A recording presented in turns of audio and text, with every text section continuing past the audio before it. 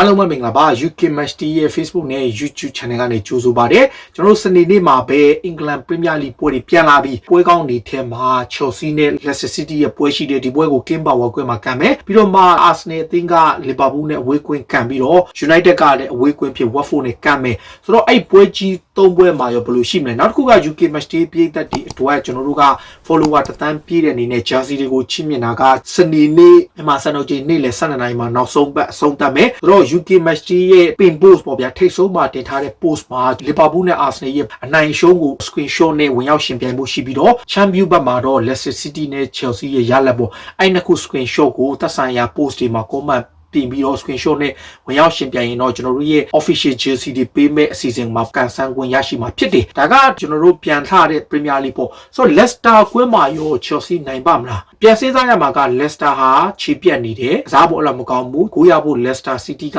Iheanachoတိုင်ပတ်နေတဲ့အချိန်မှာ Jimmy Vardy တယောက်ပဲရှိတယ် James Maddison ကလည်းဒဏ်ရာဘက်ကပြန်လာပြီးကအရင်လိုမှုတ်တော့ဘူးဒါကြောင့်ဒီဘက်က James Maddison နဲ့ Ayoze PS နဲ့အလှည့်ကျကစားသလိုတစ်ဖက်မှာ Harvey Barnes ကိုသုံးတာအခု Harvey Barnes ပါလာရင် Leicester ကစားပုံကောင်းတာကိုတော့သတိပြုရမယ်ကွင်းလယ်မှာ Boubakary Soumani မစိုးဘူးဆိုပေမဲ့ Wilfried Ndidi ပါမှပိုကောင်းပါအရင်က Leicester ကွင်းလယ်က Yuli Tielemans ရဲ့ James Maddison ရဲ့ Ndidi ရဲ့၃ယောက်ကကောင်းပေမဲ့အခုနောက်ပိုင်း Ndidi ဒဏ်ရာရနေတာနောက် Tielemans တယောက်ထဲပဲရှိတဲ့အချိန်မှာ Leicester ဝိဖြစ်လာတယ်နောက် James Maddison လည်းခြေကျနေတဲ့အချက်ပေါ့ဆိုတော့ Leicester ကဒါသူ့ဒုက္ခနဲ့သူဖြစ်နေတဲ့အချိန်မှာ Chelsea ကလည်းပြဿနာက chance တွေ create လုပ်နိုင်ရတာနဲ့အနိုင်ရအောင်ဆွမ်းဆောင်နိုင်ခြင်းမရှိတဲ့အချက်ပဲ Kai Havertz ဆိုရင် German ကဟိုတနေ့ကကိုပြတ်နိုင်တဲ့ပွဲမှာလဲသူခွေရေးတွေတောင်းလျှောက်ရတယ်ခွေရေး၄လုံးလောက်ရဒါပေမဲ့တစ်လုံးမဲ့သူဝင်သွားတယ် Hoffen ပို့လိုက်တဲ့ cross ကို flip လုပ်ပြီးသွင်းသွားတယ်ဒါပေမဲ့ပြောချင်တာပါလဲဆိုတော့ chance တွေကိုဒီလိုမျိုးအများကြီးခွေလုပ်နိုင်ရတာနဲ့အသုံးမချနိုင်လို့ရှိရင်ဘန်ဒီလိုမျိုးပွဲဖြစ်ခဲ့တယ်ဆိုတော့ Chelsea ကိုကောင်းကောင်းတာတကပြခဲ့ပြီးပြီဆိုတော့ Chelsea အနေနဲ့ Leicester ကွင်းမှာသွားကန်ရမှာဖြစ်တော့ခတ်တာတော့ခတ်တယ်ဘာကြောင့်လဲဆိုတော့ဒီနှစ်သင်းကြားမှာတစ်သင်းနဲ့တစ်သင်းကဓာတ်သိနေတဲ့အသင်းမျိုးဖြစ်သလို Leicester ကသူ့ကွင်းဆို Chelsea ကိုနိုင်တယ် Chelsea ကသူ့ကွင်းဆိုနိုင်တယ်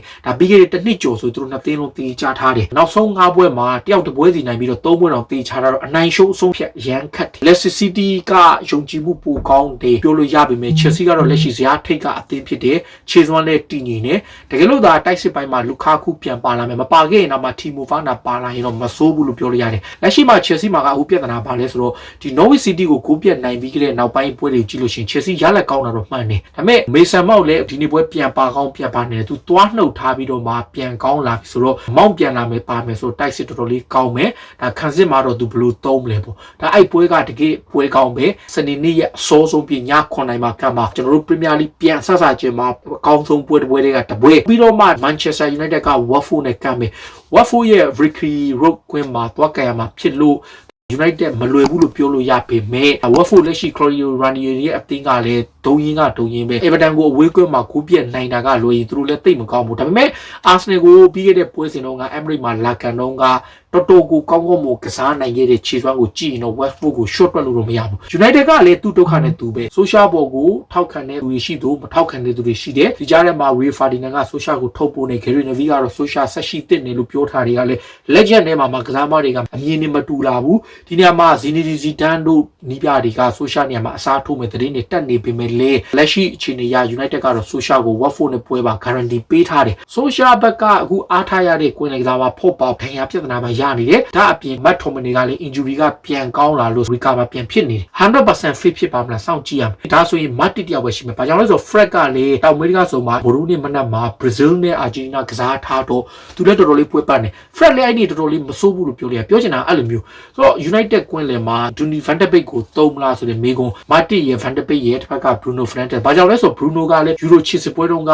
Portugal မှာပွဲတိုင်းမသုံးဘူးပထမပွဲတုန်းကလည်းသူနားတယ်ဒုတိယပွဲမှာလည်းအပိုင်းလေးပဲသုံးခဲ့တဲ့အတွက်ကြောင့် Bruno လည်းဘာဖြစ်ဖြစ်အတိုင်းအတာတစ်ခု fresh ဖြစ်မယ်ဒါပေမဲ့ပွဲပတ်မှာက Cristiano Ronaldo ပဲပွဲစဉ်နှစ်ပွဲလုံးကိုမိနစ်90အပြည့်ကစားထားလို့သူကပွဲတိုင်းဒီမှာကစားထားတဲ့အချက်ဒီနေရာမှာ Manchester United အတွက်ဒါ Ole Gunnar Solskjaer အနေနဲ့ Marcus Rashford တို့ Mason Greenwood တို့ကိုခွင့်ရပြန်ပေးမလားဘယ်လိုပုံစံလုပ်မလဲကြီးကောင်းတဲ့ပွဲပဲ Watford ကဒါမစင်ကင်တော့က United ကိုသူတို့အိမ်ကွင်းမှာ2ဂိုးပြန်နိုင်ပြီးတော့ United ကသူတို့ Old Trafford မှာပြန်ပြီး3ဂိုးပြန်နိုင်နေဆိုတော့ကစားရခက်တဲ့အသင်းလို့တော့ပြောလို့မရဘူးဘာကြောင့်လဲဆိုတော့ Watford ကအရန် open ဖြစ်လို့နေသူတို့ရဲ့ခံစစ်ပိုင်းမှာရောနောက်ကွင်းလေကတော့ Sissoko တို့တခြားကစားမတွေပါပေမဲ့ကျွန်တော်ထင်အဝေးကွင်းရလက်ကောင်းတဲ့ Manchester United တို့အခွင့်အရေးအများကြီးရှိတယ်ကစားရမှာ Watford ကွင်းဖြစ်လို့ဒါ Manchester United ခက်ခဲမယ်ဆိုပေမဲ့ဒီနေ့ရာသီအဝေးကွင်းစွမ်းဆောင်ရည်မှာသူတို့ Leicester ကိုရှုံးထားပေမဲ့ ကျန်တဲ့ပွဲတော်တော်များများကိုမဆိုးအောင်ဆွမ်းဆောင်ထားတဲ့အတွက်ကြောင့်ကြည်ကောင်းမဲ့ပွဲအဲ့ပွဲကတော့ကျွန်တော်တို့စနေနေ့ရဲ့ UK မှာညနေ3 နာရီမြန်မာစံတော်ချိန်ည9 နာရီခွဲနောက်ဆုံးပွဲကတော့လီဗာပူးနဲ့အာဆနယ်ပေါ့ဒီနှစ်သင်းကတမိုင်းမှာလည်းအစင်လာကြည့်တယ်တမိုင်းတစ်လျှောက်မှာလည်းဒီနှစ်သင်းတွေ့တဲ့အခါထဲမှာခိုးအမြင့်များတယ်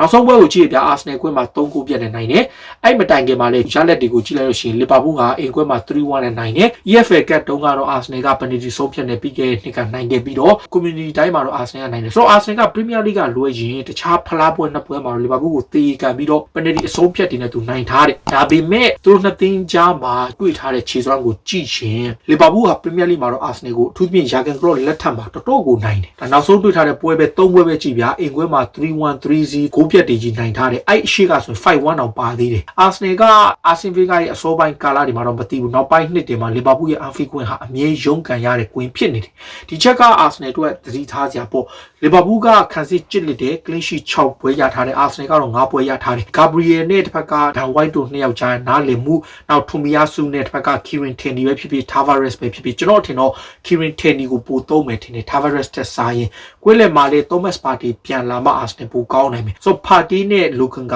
တွဲမယ်ဆိုရင်တော့မဆိုးဘူးလို့ပြောလိုက်ရပြီးတော့အမရီစမစ်ရိုရဲ့လက်ကဆက်ရဲ့အဘမီယန်နဲ့ပခါယူဆာကအတွဲပဲထွက်လာနိုင်တယ်လီဗာပူးအသင်းမှာတော့တိုက်စစ်ပိုင်းကဆာဒီယိုမာနီကလေဝိစင်အသင်းကပြန်လာထားတော့မတိကြသလိုထောင်တိုက်စစ်မှုဖမီနိုမရှိတော့ဂျိုတာကစားမယ်ဂျိုတာရဲ့မိုဆာလက်နဲ့ဘယ်ဘက်ချက်မှာတော့တကယ်လို့ဆာဒီယိုမာနီမကစားနိုင်တော့သူစဉ်းစားစရာဖြစ်မယ်ဘာကြောင့်လဲဆိုတော့ဒီဘိုအိုရီဂီကလည်း injury ဖြစ်ထားကွင်းလေပိုင်းမှာတော့ဂျော်ဒန်ဟန်တာဆန်နဲ့လေဝိစင်ကပြန်လွတ်ခံထားရသလိုခါတီဂျုံတခြားကစားမတွေလည်း injury ကိုစီဖြစ်နေတယ်လီဗာပူးကကစားမတွေပွဲပန်းနေတဲ့ injury ဖြစ်တယ်အာဆနယ်ကတော့လေဝိစင်အဆင့်မှာဆိုတိတ်ကစားမအများကြီးမပါဘူးဒီချက်ကအာဆနယ်တို့အားသာချက်ဒါပေမဲ့ဒီနှစ်သင်းကြားရဲ့ cap ကကွာသေးတယ်လူတွေကပြောမှာပေါ့ဟာအာဆနယ်ကောင်းနေပြီမဟုတ်ဘူး Manchester City တို့ Liverpool တို့ရဲ့ cap နဲ့ Arsenal ရဲ့ cap ကဒီလိုကွာနေသေးတယ်ပြောချင်တာက Arsenal ကကောင်းတာတော့မှန်တယ်ဒါပေမဲ့ဟိုသင်းရဲ့အဆင့်နဲ့ရောက်ဖို့အများကြီးလိုသေးတယ် Anfield ကွင်းသွားပြီး upset လုပ်ဖို့ဆိုတာကအမတန်ခက်တယ်ဘာကြောင့်လဲဆိုတော့ Anfield ကွင်းကတောင်တရိုးလာနိုင်ဖို့ဆိုတာခက်တယ်ပြီးခဲ့တဲ့နှစ်ကတော့ဒါသူတို့ထူးခြားခြားချီကျပြီးတော့စက်တိုက်ရှုံးသွားပေမဲ့ပုံမှန်ဆိုရင် Anfield ကွင်းမှာမလို့မလွယ်ဘူးဆိုတော့ကစားရမှာက Arsenal တို့အဝေးကွင်းဖြစ်သလိုသူတို့တို့ခက်ခဲတဲ့ Bookie team ပဲ Manchester City တို့ Liverpool တို့ဟာ Arsenal တို့ Premier League မှာဆိုရင်တကယ် Bookie team ပဲဒီသင်းတွေဆိုသူတို့ဘယ်တော့မှမနိုင်ဘူးအင်ကွင်းမှာလည်းမနိုင်ဘူးအဝေးကွင်းမှာလည်းမနိုင်ဘူးသူပြည့်ယာဂန်ကလော့နဲ့ဖတ်ကွာဒီယိုလာကိုင်းတဲ့နှစ်သင်းဟာ Arsenal တို့တကယ်ကိုခက်ခဲစေတယ် Arsenal ဆိုကြည့်ပြ Man City ကိုဖလားပွဲတွေမှာနိုင်တာတကယ် Premier League ဆိုမနိုင်ဘူးဒီလိုပဲ Liverpool ကိုလည်း Arsenal ကဖလားပွဲတွေမှာသူက penalty ဆုံးဖြတ်တွေပါတွေနဲ့နိုင်နေမယ်တကယ်တမ်းကန်ရင်မနိုင်ဘူးအဲ့ဒီချက်က Arsenal အတွက် pressure ဖြစ်တဲ့အချက်ပဲကန်ရမှာက UK စံတော်ချိန်9 နိုင်ခွဲမြန်မာစံတော်ချိန်ည7 နိုင်ပေါ့ပွဲကောင်းတစ်ပွဲဖြစ်တယ်ဆိုတော့ကျွန်တော်တို့စနေနေ့မှာ Premier League အသင်းကြီးတွေက Leicester City နဲ့ Chelsea Watford နဲ့ Manchester United ပြီးတော့မှ Liverpool နဲ့ Arsenal ပေါ့ဆိုတော့ UK match တွေပြည်သက်တွေနဲ့ follower တန်းပြည့်တဲ့ Facebook အထိမ်းအမှတ်နဲ့ကျွန်တော်တို့ရဲ့ရှိမှာခံပါမဝင်ရောက်ပြိုင်နေပါတယ်အထူးဆု official jersey တွေအပြင်တခြားစိတ်ဝင်စားစရာလက်ဆောင်တွေကိုလည်းပေးမှာဖြစ်လို့စနေနေ့12 နာရီမတိုင်မီကျွန်တော်တို့ရဲ့ UK match တွေနဲ့ champion page ကထိတ်ဆုံးမှာတင်ထားတဲ့ pin post တစ်ခုကို share ပြီးတော့ screenshot နဲ့ဒါ Arsenal ပွဲရဲ့ရလက်က champion မှာ champion post မှာ Leicester နဲ့ Chelsea ပို့အဲ့ဟာလေးတွေကိုဝင်ရောက်ရှင်ပြိုင်ဖြည့်ဆို့ပြီးတော့ကန်ကောင်းစွာနဲ့ပဲ official jersey တွေကိုရယူလိုက်ကြပါဒါကတော့စနေနေ့ကမဲ့ပွဲကြီးပွဲကောင်းတွေသုံးသပ်ပေးတာပါအားလုံးကျေးဇူးတင်ပါတယ်ရီရိုဘုံအောင်ရမည်